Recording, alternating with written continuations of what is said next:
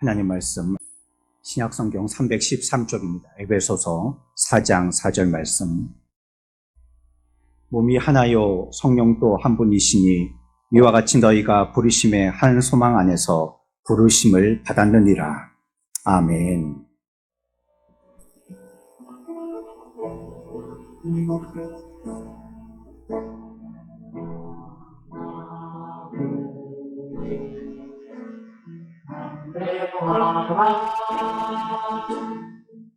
두려워하지 말라. 내 아픔 하시며 너에게 비추시리.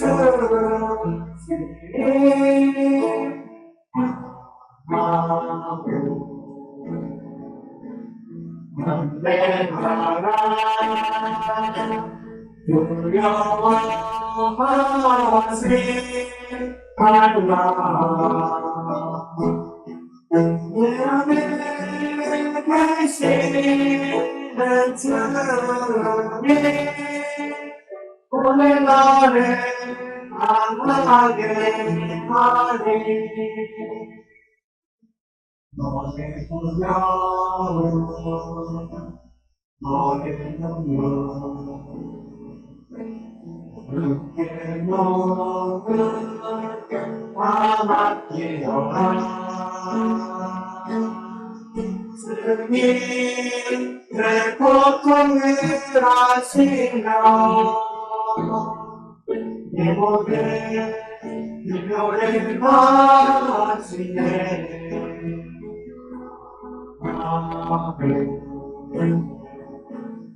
안돼하라. 두려워하지 말라. 내 안에 계시는 주님 오늘 나를 만나게 하리.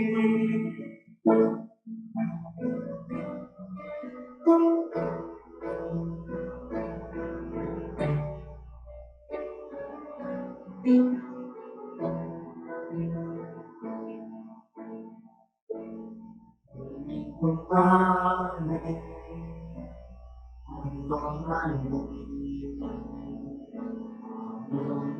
너를 잊지 못하리. 주의 사랑 많은 영으로 내 영혼 언제나 자유하리.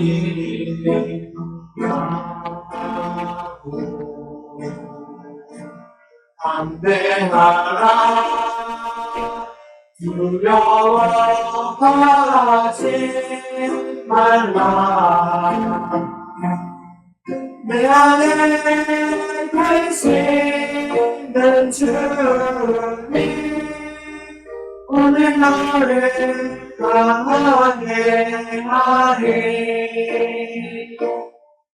내 안에 계시는 주님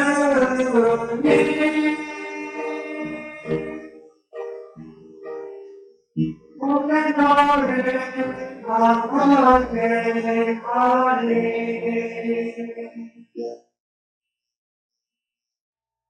사도는 오늘 몸이 하나고 성령도 한 분이시다 이렇게 얘기하고 있습니다. 몸이 하나고 그 몸을 살 수 있고 또 활동할 수 있게 하는 그 생명은 바로 성령이시다 이렇게 얘기하는 것입니다.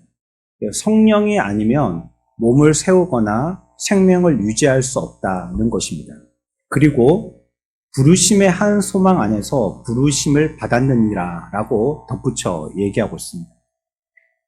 성령님이 하시는 일이요, 우리가 죄 가운데 죽었을 때 우리에게 새 생명을 주시고요, 또 예수님의 공로를 깨달아서 교회가 되게 해 주신 것입니다.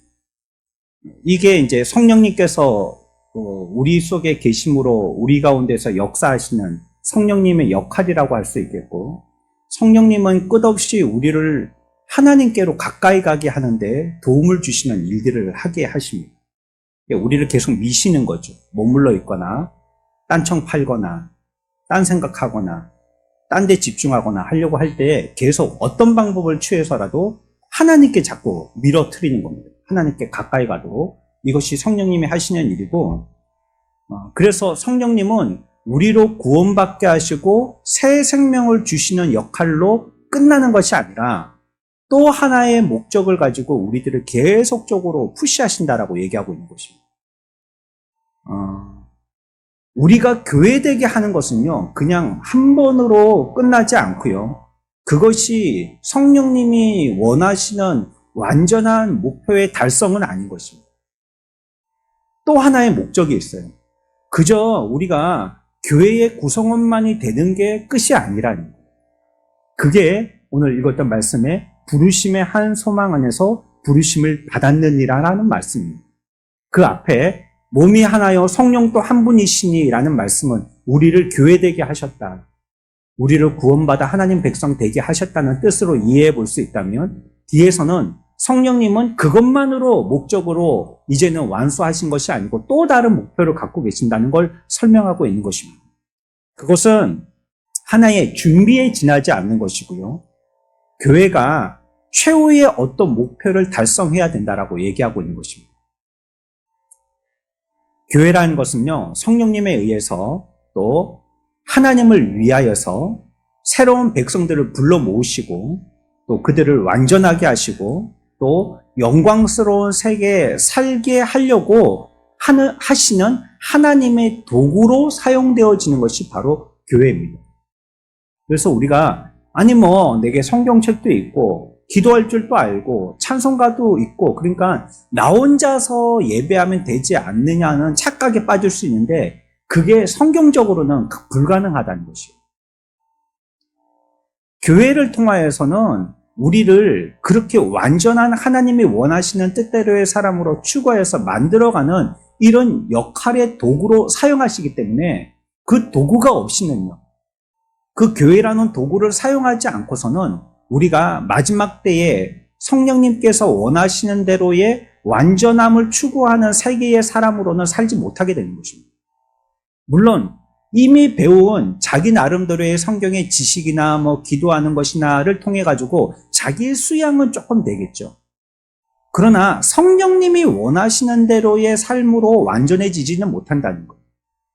무엇의 도구를 통하여서만 가능하다고요? 교회라는 도구를 통하여서만 그게 가능하다는 거예요. 성령님의 사역은요, 그냥 별똥별과 같이 한번 반짝이면서 쏙 지나가는 게 아닙니다. 다시 한번 강조하지만 성령님은 우리 성령의 충만이라는 표현을 자꾸 쓰니까요. 이게 잘못된 표현이라는 말이 아닙니다. 성령의 충만이라는 말을 자꾸 쓰다 보니까 성령님이 마치 배터리 100% 충전하는 것 같은 에너지로 여기는 수가 많단 말이에요. 그래서 성령님을 인격으로는 생각하지 않고 내가 에너지가 떨어졌을 때 성령님께 딱 꽂혀 있으면 100% 충전이 되어지는 이런 식으로 이야기가 쉽다는 것입니다. 그러나 그렇지 않습니다. 성령님도 분명히 삼위의 하나님 가운데 한 분이심을 같이 우리가 기억해야 할 것입니다.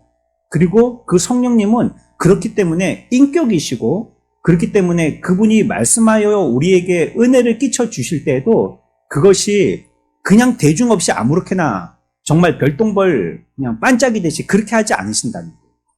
성령님이 인격이셔서요, 매우 논리적으로 우리에게 설명을 하십니다. 그래서 그냥 교회로 끝난 것이 아니다. 그냥 나는 너희들을 갖다가 구원받게 하고 내 할 일은 다 했다. 나머지는 너희들이 이 세상에서 죽이 되든지 밥이 되든지 알아서 신앙생활 하라 하고 내팽겨쳐 주시지 않는다. 교회 되게 하신 다음에는 새로운 완전한 사람들이 되게 하기 위하여서 교회를 통해서 새로운 목표를 주시고요. 글로 자꾸 우리를 이끌어 가신다는 거죠. 구원에는 계획이 있고요. 논리적으로 분명히 그 필요에 의한 연관성을 갖게 하게 하십니다. 그래서 이 단계가 마치면 끝나지 않고 다음 단계로 우리 교회에서도 성경 공부가 있잖아요. 우리 다음 주부터 이제 가을 학기가 개강하게 되어지는데 기본반 하면 그 다음에 되어진다면 여러분들이 형편만 되어지신다면 그 다음에 양육반 공부하시고 그 다음에 또 되어지신다면 또 성장반 공부하시고 그리고 또 끊임없이 자기를 발전시키고 이렇게 공부에도 단계가 있고 자기의 신앙의 상태에 따라서 성장이 필요하듯이 성령님도 우리들을 인도하여 가실 때에 어떤 단계로 우리들을 이렇게 논리적으로 인도하여 가신다는 것 성경은 우리들에게 얘기하고 있습니다. 그래서 한 단계가 마치고 나면요 그 다음 단계가 있습니다. 여러분들이 처음에 교회에 왔을 때의 그 초보의 신앙으로 가만히 두질 않는다는 거예요. 그냥 엄마 저주로만 평생 먹고 살다가 끝나도록 하지 않으신다는 거예요. 가끔씩 채소도 주시고 이제는 뭐 이유식도 먹게 하시고 그 다음에 매운 거 짜운 것도 또 먹게 하시고 그 다음에 나중에 이제 질긴 고기도 먹게 하신다는 거예요. 그래서 그걸 먹게 하셔서 그런 걸 통해서도 필요한 영양소를 취하도록 하시는 것이죠.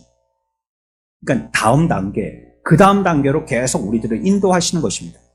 사도는요, 에베소 성도들에게 이와 같이 알게 되기를 기도한다라고 말씀하고 있어요. 앞쪽으로 좀 넘어가면요, 1장 18절입니다. 사도의 기도입니다. 성도들이 어떻게 되기를 원하는지를 두고 그 내용으로 삼은 기도입니다. 같이 읽습니다. 시작.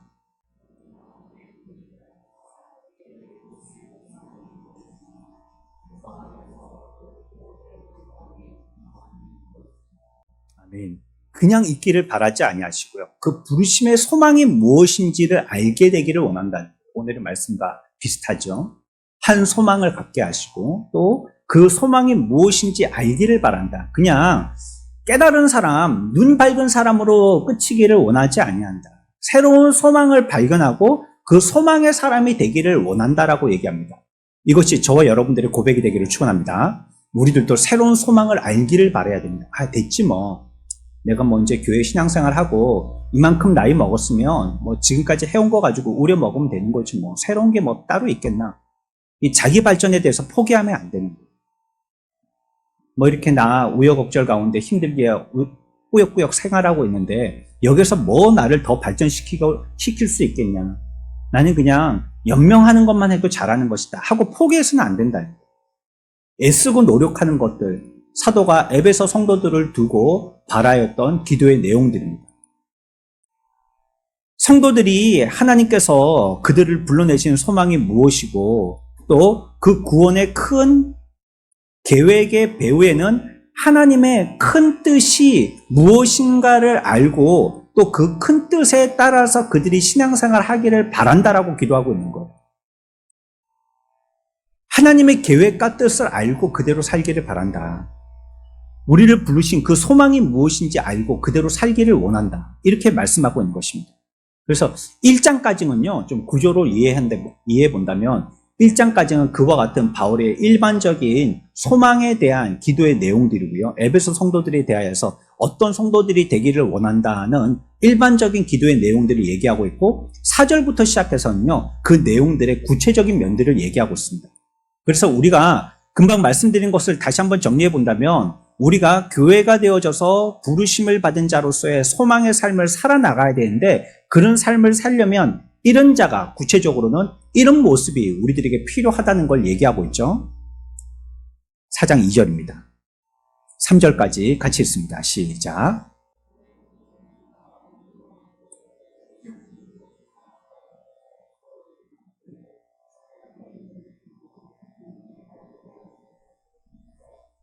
아멘. 이게 우리가 수양에 가서도 배운 말씀이고요.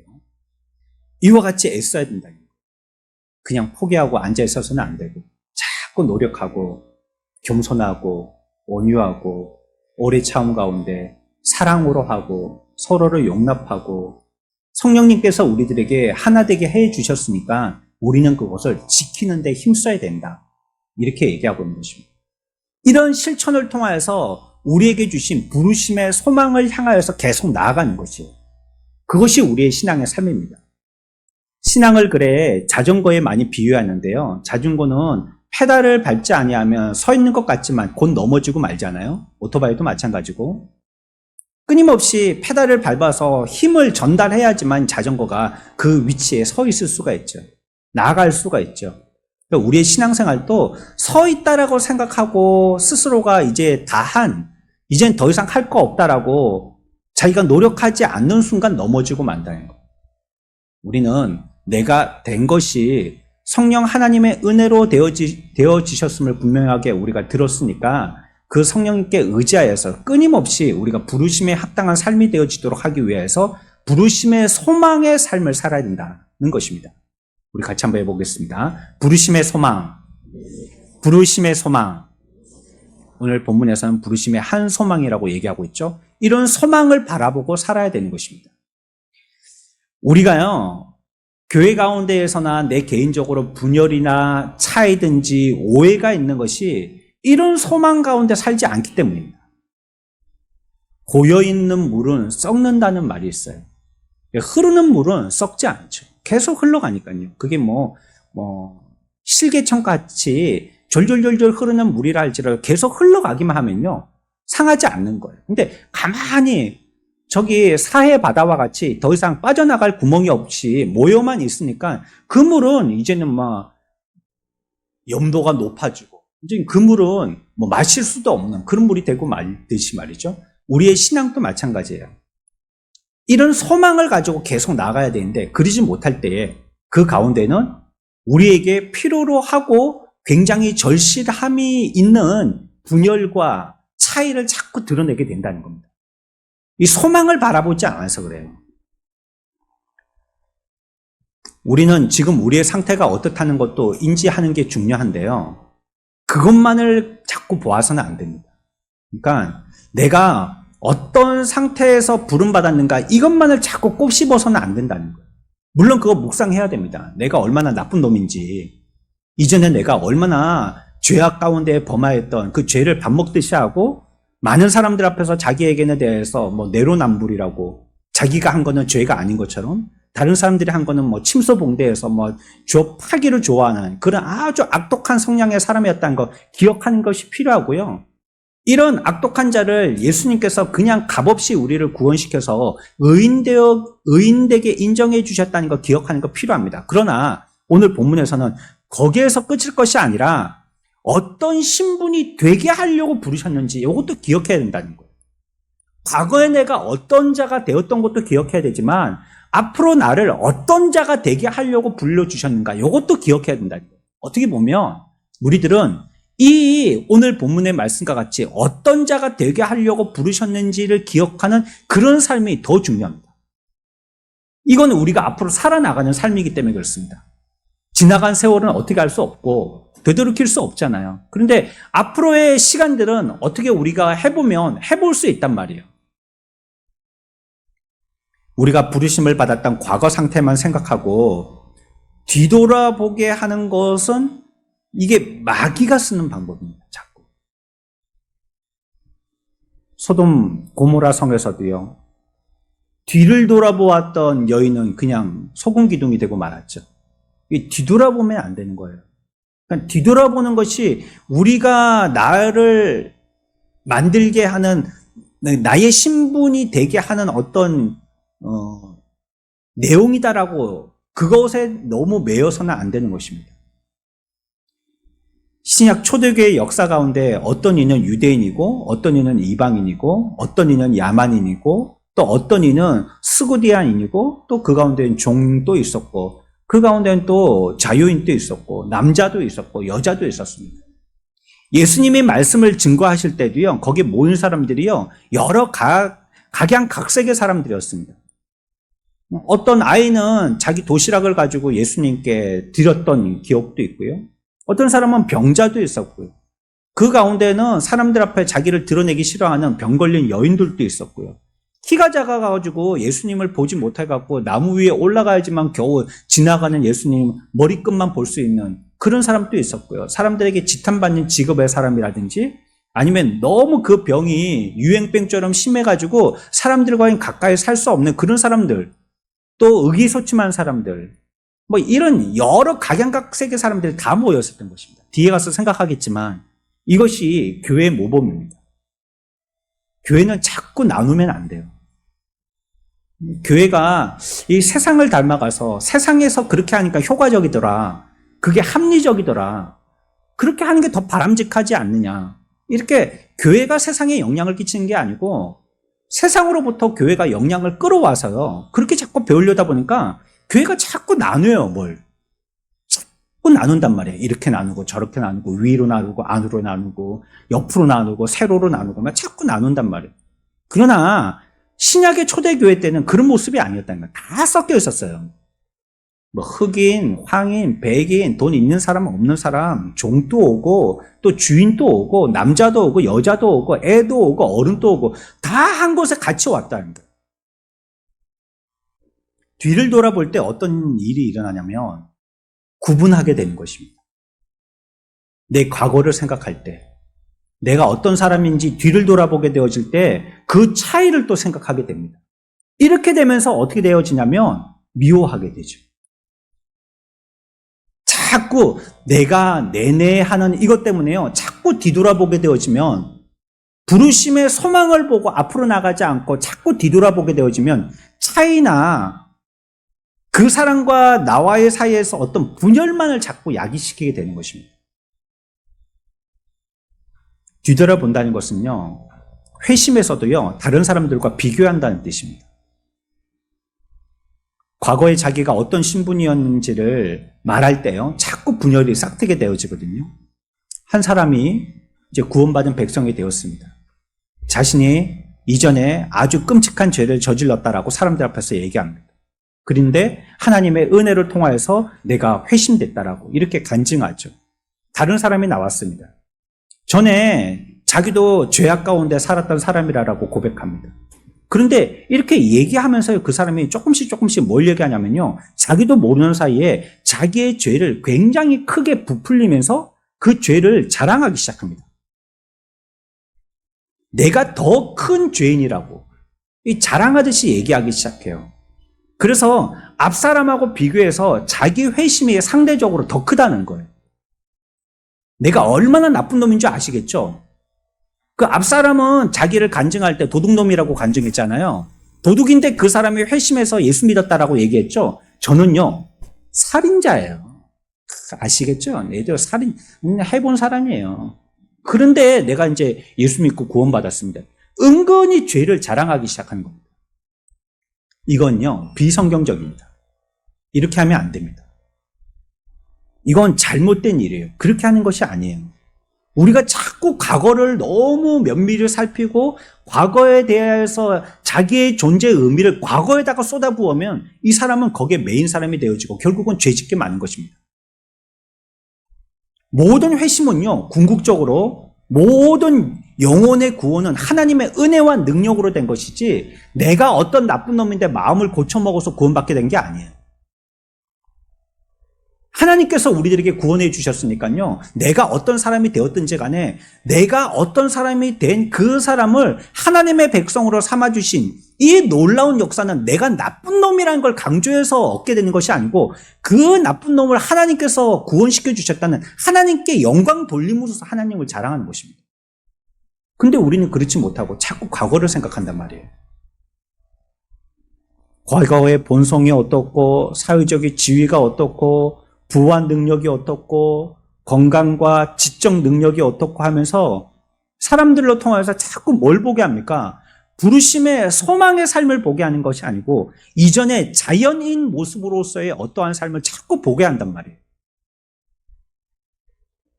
이것이요, 과거에 우리가 어떤 상태에서 구원받았는가에 자꾸 포인트를 두기 때문에 그렇게 되는 것입니다. 하지만 우리가 어떤 자가 되기 위해서 구원받았는지를 기억해야 됩니다. 어떤 사람이 되도록 되기 위해서 우리가 구원받았는가, 여기에 더 염두를 둬야 된다는 것이에요. 주석가 필립 헨리라는 사람이 있었거든요. 이 사람이 자기보다 월등하게 지위가 높은 그런 처자를 사랑하게 됐습니다. 그 아가씨와 연애를 하고 그 아가씨와 이제 결혼을 하려고 마음을 먹었습니다. 그래서요, 그녀는, 이 아가씨는 자기 부모님에게 얘기를 했습니다. 내가 이 필립 헨리라는 이 청년과 결혼하려고 마음을 먹고 있다. 부모님께 허락을 받으려고 말씀드렸죠. 그런데 부모님이 별로 그렇게 달갑게 여기시질 않는 겁니다. 그의 아버지는 필립 헨리가 어느 집안의 청년인지, 사회적인 지위가 어떤지, 뭐 하는 사람인지 이걸 물었습니다. 그럴 때 이 아가씨는요, 이 그리스도인으로서 아주 정정당당하게 또 아주 합당한 대답을 하였습니다. 나는 그 필립 헨리라는 사람이 그 출신에 대해서는 잘 알지 못합니다. 하지만 지금 그가 어디를 향해 나아가고 있는지에 대해서는 말할 수 있습니다. 라고 대답했어요. 어디에서 출발되어진 사람인지는 내가 잘 모르겠지만 어디로 향하여 가는 사람인지는 알겠다라고 부모에게 얘기한 것이에요. 우리의 신앙에도 이것이 중요한 것 아니겠습니까? 내가 과거에 어떤 출신인지 이거 자꾸 자랑하고 이거 자꾸 드러내려고 하는 것은 무의미한 것 아닐까요? 우리에게 중요한 것은요, 부르심의 소망을 바라보아서 어디로 가고 있는 것입니다. 그 밖의 것들은요, 다 죄와 분열의 타락의 결과들입니다. 우리의 생각이 하나 되게 하는 것이 아니면 안 되는 거예요. 하나 되도록 하는 것이어야 되는 것입니다. 여러분, 그래서 여러분들이 말할 때 1초만 쉬었다가 말하십시오. 그냥 반사적으로 내외에서 나오는 게 입에서 0.1초 만에 튀어나오게 하지 마시고요. 습관적으로 말하지 마시고요. 조금 천천히 말씀하셔도 돼요. 그 사람 어디 안 가요. 그러나 내가 말하기 직전에 이 말이 그 사람과 내가 하나 되게 하는 말인지 생각하고 말씀하세요. 만약에 이 말을 해서 그 사람과 하나 되게 하는 말이 아니면 하지 마십시오.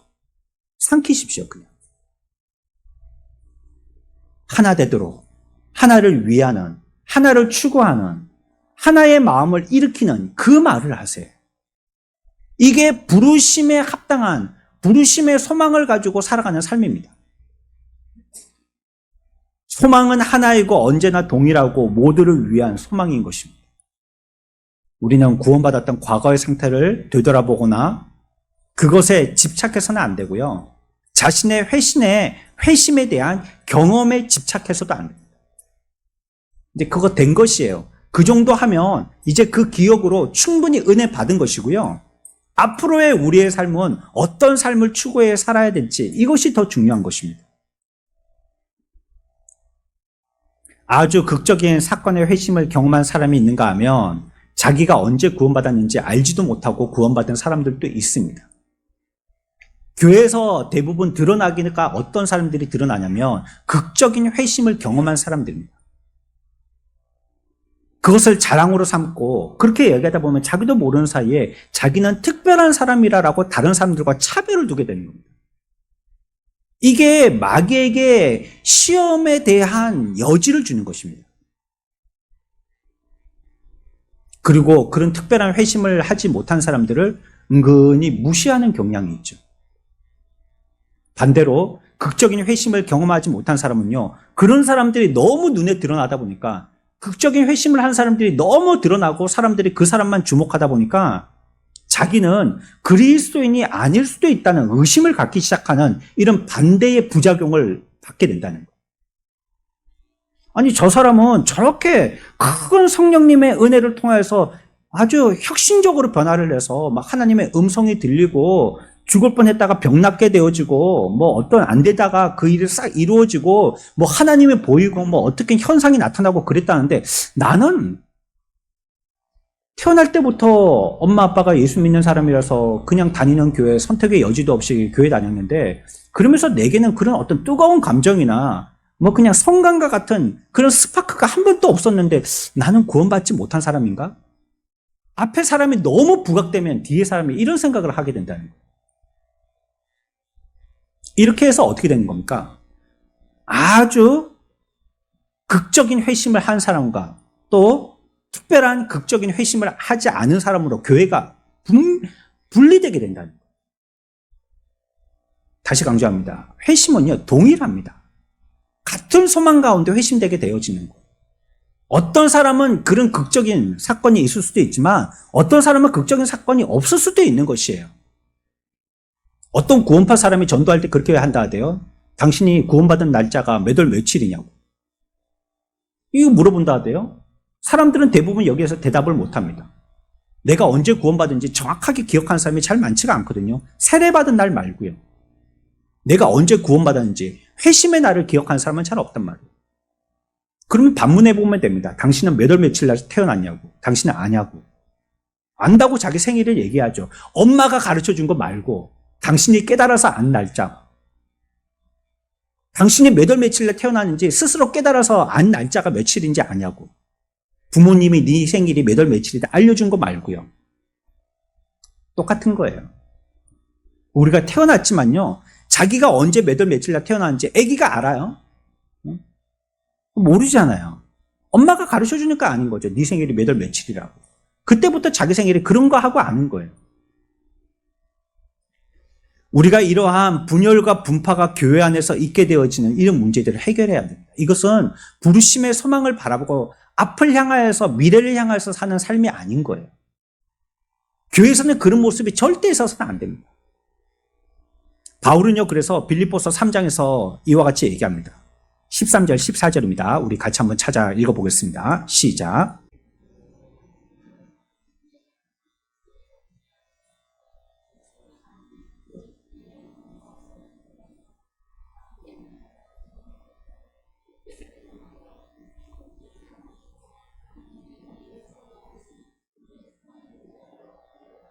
아멘. 중요한 말씀인데요. 뭐라고 얘기하고 있냐면요. 13절에 뒤에 가서는요. 오직 한 일이 있는데 어떤 일이냐면 뭘 하는 것이라고 얘기하고 있냐면요. 뒤에 있는 것을 잊어버리고라고 얘기하고 있어요. 뒤에 있었던 일은 잊어버리고 과거에 우리가 어떻게 회심했는지 내가 과거에 어떤 사람이었는지 이건 잊어버리라는 거예요. 그리고 14절에서 또 끝에 가서 강조하고 있는 말씀이 있죠. 어떻게 달려간다고요? 부르심의 상을 향해서 앞으로 향하여 미래로 달려간다는 것이에요. 과거의 것, 내가 잊어야 할 것들, 나 스스로 자랑할 수 있는 것들, 뭐 회심의 모습이든지 아니면 과거에 내가 그것을 통하여서 나 스스로를 만들려고 의지했던 것들, 이런 것들은 잊어버리라는 거예요. 잊어버리고 부르심의 상을 향하여서 미래의 소망을 두고 부르심의 소망을 향하여서 달려간다라고 고백하고 있는 것입니다. 그러니까 하나님의 나라에 어떻게 들어왔는지 그 들어온 경로는 별로 중요하지 않은 거예요. 방법은 하나밖에 없죠. 예수 그리스도를 통해서 들어오는 방법 하나밖에 없는데 오기까지의 경로는 그렇게 중요하지 않아요. 중요한 것은요. 지금 우리가 이 하나님의 나라의 백성이 되었는가가 중요한 거예요. 내가 그 백성으로서 살고 있는가, 백성다움의 삶을 살고 있는가, 이게 중요한 것이죠. 뭐 극적인가 조용하게 이루어졌는가 그건 별로 중요한 것이 아니라는 것입니다. 많은 사람들이 뒤를 돌아봐요. 그러나 우리들은요 전진해야 하고요 현재 상태에 그냥 머물러 있어서는 안 됩니다. 머물러 있고 서 있는 자는 반드시 넘어지게 되니까요. 우리들은 끊임없이 언제나 앞을 바라보는 사람이 돼야 됩니다. 마귀는 그래서 끊임없이 여러분들에게 그 여지를, 여러분들이 뒤를 잊어버려야 할 뒤를 바라볼 그런 여지를 가지고 계속 여러분들을 뒤통수를 갖다가 살살살살 자꾸 뒤로 쳐다보도록 긁는단 말이에요. 자꾸 뒤를 쳐다보도록 만든단 말이에요. 신세 한탄하게 만들고 과거에 안 됐던 그 함정과 같은 그 고난을 계속 기억되게 만들어서 앞으로 전진 못하게 한단 말이에요. 우리는 자신을 아이, 청년, 장년, 노년, 남자, 여자 이렇게 자꾸 구분하려고 하는 거예요. 자꾸 나누려고 하는 것입니다. 이게 우리가 지향해야 할 목표인 부르심의 소망을 바라보지 않고 현재 자기 처지만 생각할 때 일어나게 되어지는 현상들입니다. 자꾸 뭘 나누려고 하는 것이에요. 어떤 교회는 보면 그 교회 홈페이지에 들어가 보면 뭐까지 있냐면 TF팀까지 있어요. 어떤 긴급한 일이 있을 때 바짝 모여가지고 뭔가 회의하고 그리고 이제 또 사라지고 하는 거죠. 이걸 일이 있을 때마다 소집해서 자꾸 만들었다가 일 해결하면 흩어지고 이렇게 자꾸 한다는 거예요. 교회에서도요, 부서가 얼마나 많습니까? 이게 조직적이라서 좋아 보이죠? 교회 성정하고는 맞지 않습니다. 사실은. 뭐 시스템적으로 따닥따닥 가로로 나누고 따닥따닥 세로로 나누고 모든 교회를 만들어서 방을 한 칸씩 따닥따닥 줘갖고 사람들 그곳에 다 끼리끼리 모이게 해주고 이게 썩 좋은 방법이 아니에요. 세상에서 그렇게 하니까요. 교회도 그렇게 하면 좋은 줄 아는 거예요. 뭔가를 자꾸 나누게 하려고 그러는 거예요. 자꾸 교회 안에 방이 많이 필요하고 호가 많이 필요하고 층이 많이 필요하고 이러면서 그 군데군데마다 사람들을 문 앞에다가 그 사용할 그룹들 이름을 따다다닥 붙여가지고요. 그 그룹들은 거기에서만 있도록 이렇게 하는 경우들이 있죠. 물론 우리들은 그 차이를 무시하자는 말이 아닙니다. 아이를 인정해야죠. 노인들을 또 인정해야죠. 장년들을 인정해야죠. 남자도 인정해야 되고요. 여자도 인정해야 되죠. 하지만 그것들이 너무 강조되어서는 안 된다. 신약 초대교회에서는요, 그런 구별이 없었습니다. 그냥 한 덩어리였었습니다. 어디 예배에서요, 그렇게 예배 시간을 갖다가 그렇게 나누어서 예배드렸다는 말이 어디 있습니까? 예수님이 호시를 나눠가지고 그런 그룹으로 나누어서 따로따로 공부시켰다는 말이 어디 있습니까? 그런 말을 찾아볼 수가 없어요. 나이 많은 사람이라도 그리스도 안에서 어린 아이일 수 있고요. 나이 젊은 사람이라도 영적으로 성숙한 사람일 수 있는 것입니다. 남자보다도 여자들이 더 정확하고 분명하게 확실하게 뚜렷하게 구분해낼 수 있고요. 판단해낼 수 있는 사람이 있는가 하면 또 남자지만 여자 못지않게 섬세함을 가지고 그 일들을 잘 해나갈 수 있는 사람도 있는 것이에요. 중요한 것은 하나가 되게 하는 것, 연합이라고 성경은 얘기하고 있어요. 분열은 성령님이 시키시는 일이 아닙니다. 자꾸 나누는 것은 그것이 어떻게 나누든지 긍정적인 효과를 목적으로 두고 나누든지 어떻게 나누든지 자꾸 나눈다는 것은요, 우리가 회심하기 전에 자연인들의 모습입니다. 물론 꼭 필요해서 어쩔 수 없이 어떤 때에만 나누어질 수는 있지만 이렇게 나누어지는 것을 즐겨해서는 안 될 것입니다. 성경은 어디에서나 우리가 앞을 바라보고 나아가야 한다라고 권하고 있습니다. 주님도 말씀하셨어요. 고린도 후서 4장 17절 말씀입니다. 우리 다 같이 한번 찾아봅니다. 17, 18절 말씀입니다. 같이 읽습니다. 시작.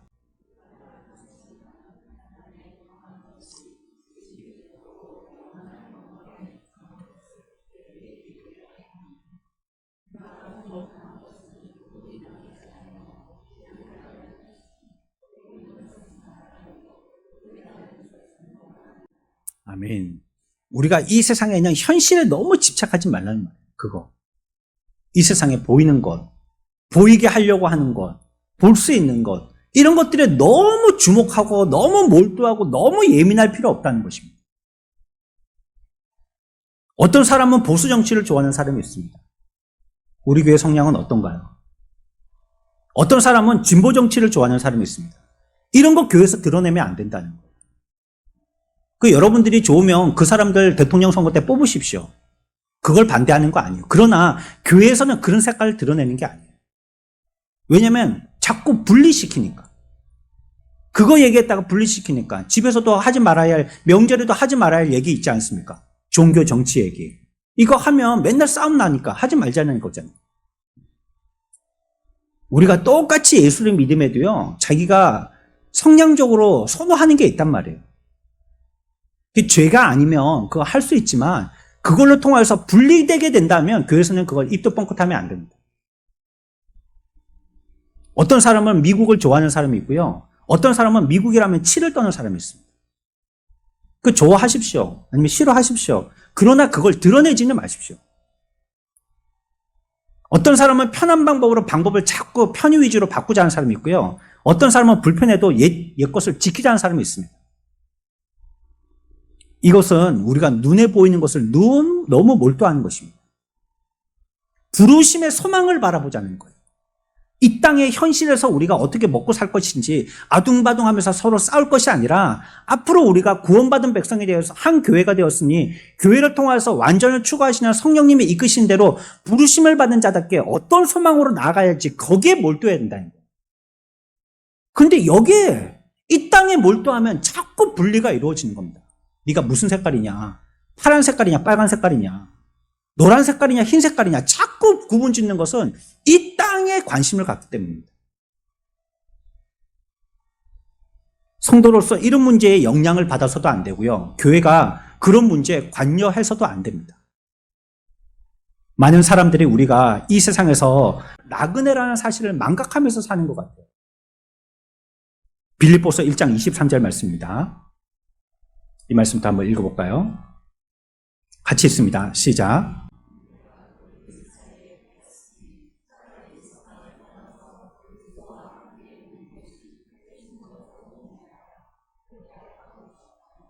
아멘. 사도가 고백하는데요. 뭐라고 고백하고 있냐면요.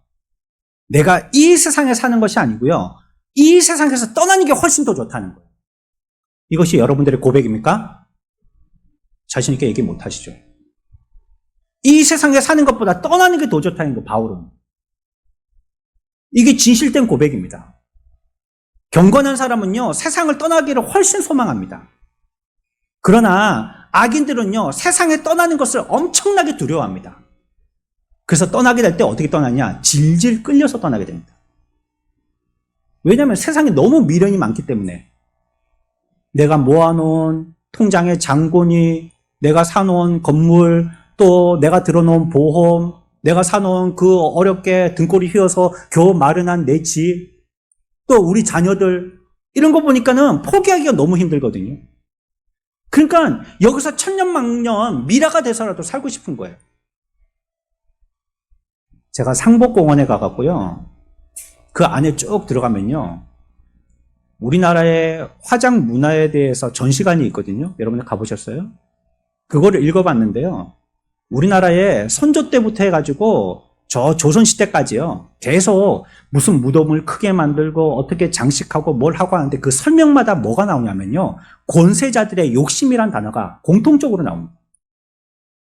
전부 다 권세자들이요. 자기의 욕심을 부리려고 무덤을 그렇게 어마어마하게 만들고 어떤 교회는 살아있는 사람들도 집어넣고 살아있는 사람이 안 들면 흙으로라도 빚어가지고 그 무덤을 지키라고 동물 모양으로 넣어놓고 이렇게 한다는 거예요. 다 욕심이에요, 욕심. 무덤 크게 해서 뭐 하겠어요, 그거? 예? 무덤 그렇게 크게 만들어갖고, 와, 대단하네. 이게 뭐 언덕이야, 산이야. 이래봤자 그 뭐 하겠어요, 그게? 그래서 세상 사람들이 자꾸 이 세상에 대해서 관심을 가지고 이 세상을 바라보다 보니까 세상을 떠나기를 두려워한다는 것이에요. 우리는요, 이 세상에요, 게스트로 온 겁니다. 손님이에요, 손님. 여기에 숙소에서 며칠 머물다가요, 우리 집으로 돌아가야 될 사람들이에요. 여기는 버스로 치면 경유지예요. 완전히 도착하는 종류소가 아니고요, 그냥 잠시 머물 곳이에요. 스치고 지나가는 곳이란 말이에요. 여행지에서 사람들하고 얘기하시죠? 여포실 사람들하고 펜션 같은 데 가서 같이 고기 구워 먹다가 옆에서 고기 구워 먹고 그러니까 그냥 뭐 당연하게 서로 얘기하게 되었습니다. 하플이 어딘지 근처에요. 또 근처에 또 가보신 맛집이 어딘지 정보도 교환하고요. 또 내가 가보지 못한 또 가볼 만한 곳, 추천할 만한 곳이 있으면 서로 정보를 교환합니다. 얘기하다가요, 이제 30분 얘기하고 고기도 서로 나눠 먹고 뭐 콜라도 같이 나눠 먹고 환타도 나눠 먹고 집에서 뭐 파김치 해온 거 그것도 나눠 먹고 이러다 보면 시간이 지나면서 얘기가 길어지거든요. 결국은 뭐 얘기하는 줄 아세요?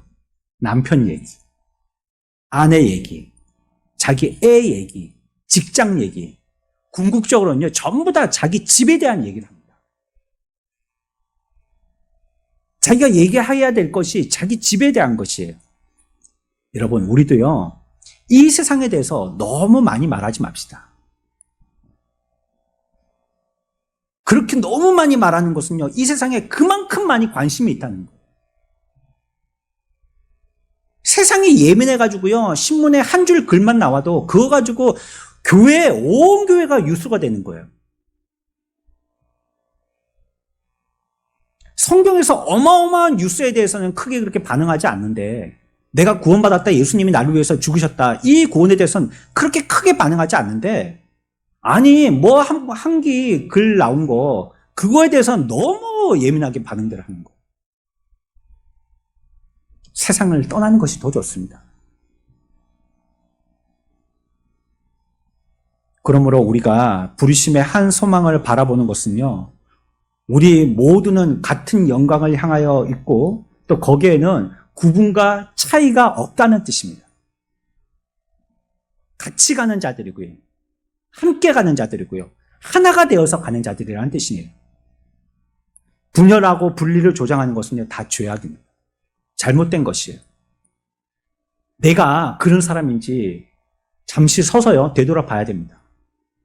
나는 습관처럼 그런 삶을 살고 그런 생각과 말과 행동을 하기 때문에 내가 그런 사람인지 잘 모릅니다. 잠시 서서요, 삼자의 눈에서 좀 전지적 시점으로 자기를 바라봐야 돼요.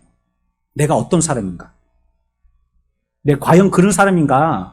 다른 사람들이 나에게 그런 말을 했다면 나는 그걸 갖다가 아유, 저 사람이 뭐 잘못된 얘기를 하고 있네, 이렇게 치부해 버렸는데 이제 그런 말도 한번 걸러 들어봐야 된다는 거예요. 진짜 내가 그렇지 않은지. 내가 나를 바르게 잘 평가를 못하니까 말이죠. 예수님의 오신 목적은 분열시키기 위해서입니다. 어떤 나라를? 사탄의 나라를 분열시키기 위해서 오셨습니다. 그러나 예수님의 오신 목적은 연합시키기 오셨습니다. 어떤 사람들을요? 이 세상에 있는 모든 인류를 연합시키기 위해서 오셨습니다. 그러니까 주님이 오셔서는요, 마귀의 권세를 파하고 구원받을 하나님의 백성을 연합시키기 위한 연합을 위해서 오신 거예요. 그런데 우리가 반대로 계속 분리를 추구한다면 주님의 구원을 무효화시키는 것입니다. 지금은 우리가 결점이 있고요, 차이가 있고 서로를 주목하여서 분열을 일으키기가 쉽습니다. 그러나 장차 이런 것들이 모두 완전하게 될 날이 있을 것이라고 성경이 얘기하고 있고요, 의가 있는 새 하늘과 새 땅을 맞이하게 될 것이라고 약속하고 있습니다.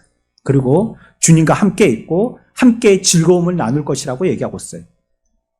우리들은 주님만 바라보면서요, 다른 것에는 관심을 기울이지 않는 삶을 살아야 되는 거예요.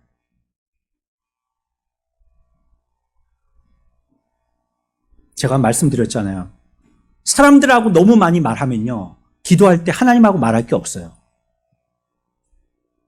그러나 하나님하고 많이 말을 하는 사람들은요, 사람들과 말할 게 없어요. 우리가 세상에 너무 관심이 많으면요, 우리의 생각과 말과 행동이 세상을 따라가게 됩니다. 그렇게 돼요.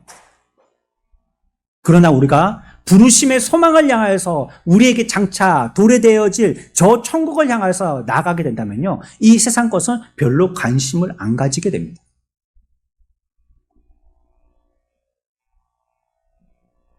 재력, 학력, 체력, 고향, 정치 성향, 모든 것이 그 나라에 가서는요, 그게 뭐 하늘나라 가서 어떤 거, 네 어느 당을 지지했니? 그거 갖고 천국 들어갈 수 있을 것 같아요? 너 어떤 대통령 뽑았냐? 그거 가지고 천국 들어갈 수 있을까요? 너 남자를 위하니 여자들을 더 좋아하니? 이것 가지고 천국 들어갈 수 있나요? 너 공부 어디까지 했어? 최소한은 뭐 대학원 졸업해야 될 거 아니야? 이런 거 갖고 천국 들어갈 수 있나요? 하늘나라에 가서 영원이라는 시간에 사용되지 못할 것은요, 별로 관심을 안 가지는 게 맞습니다. 영원이라는 시간과 영원히 사용될 수 있는 것, 거기에는 관심을 가져야 되는데 이 땅에서만 쓸 수 있는 것에 너무 많이 관심 가지지 말란 말이에요. 그러면 부르심의 소망을 끊친 삶을 살 수밖에 없어요. 소망이 없어요, 그러면. 그 나라는 시기나 질투도 없고요, 멸시나 비난도 없고, 차별이나 끼리끼리 모임도 없고, 이제 온 자나 나중 온 자도 없고, 직분자나 새가족의 차이도 없다는 거예요. 하늘나라에는. 어떻게 교회가 분열될 수가 있습니까? 네. 교회는요, 교회라는 이름 자체가요, 분열하고는 상관이 없는 말입니다. 교회는 연합하고 평안에 매는 줄로 성령이 하나 되게 하신 것을 힘써 지키는 방법으로 사는 곳, 그것이 교회인 것입니다. 교회를 통해서 이런 도구로 쓰신다고 했잖아요. 사도 바울은 이제 에베소 성도들에게 그걸 얘기하고 있어요. 너희들이 이와 같이 큰 은혜로 말미암아 구원받지 않았느냐? 새로운 구원의 백성이 됐지 않느냐? 그거 끝난 거 아니다. 우리에게도 나가야 할, 지향해야 할 방향이 있다. 그것이 부르심의 소망이다. 이 땅의 것에 관심 가지고 내가 얼만큼 더 잘 살 것인가 그걸 관심을 갖는 게 아니고 영원한 나라의 소망 그것을 향해서 게스트와 같이 살아야 된다. 우리는 손님과 같이 살아야 된다. 그래서요 바울이 마지막으로 골로새 교인들에게 당부하고 있는 말이 있습니다. 골로새서 3장 2절 말씀에 뭐라고 얘기하고 있냐면요. 위의 것을 생각하고 땅의 것을 생각하지 말라는 것입니다. 우리 다 같이 한번 해봅시다. 시작. 위의 것을 생각하고 땅의 것을 생각하지 말라. 여러분들의 나침판, 여러분들의 라디오 주파수를 맞추듯이 위의 것을 생각하십시오. 교회에서도 성도들 간에 서로 대화하고 말씀을 나누고 같이 교제할 때도 위의 것을 생각하십시오. 세상에 나가서 여러분들이 일상적인 삶을 살 때도 위의 것을 생각하십시오. 이 땅의 것은 너무 관심을 가지지 마세요. 내가 뭐가 잘 됐는지 뭐가 잘못됐는지 위의 것에 의해서 여러분들이 기분 상하고 기분 좋을 수 있어요. 그러나 땅 것에 인하여서는 너무 영향받지 마세요. 바울은 우리들에게 고백하고 또 우리들에게 당부하고 있습니다. 이 땅에 있는 우리들이 해야 될 것은 부르심의 소망을 가지고 사는 것입니다. 저와 여러분들이 주님 부르실 그때까지 우리가 그것을 향하여서 살아서 주님 앞에 떳떳하게 부끄럽지 아니한 모습으로 주님을 맞이할 수 있는 복된 저와 여러분들 다 되시기를 축원합니다.